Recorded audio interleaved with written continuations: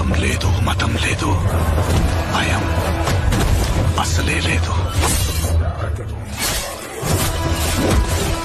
ధైర్యం తప్ప ఏమీ తెలియని కళ్ళల్లో మొదటిసారి భయం పొరలు కమ్ముకున్నాయి.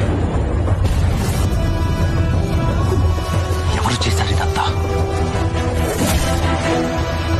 చాలా పెద్ద కథ సామి. రక్తంతో సంద్రమే ఇరుపెక్కిన కథ.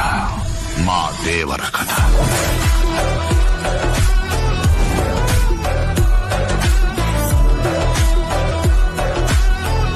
మనిషికి బతికేంత ధైర్యం చాలు, చంపేంత ధైర్యం కాదు.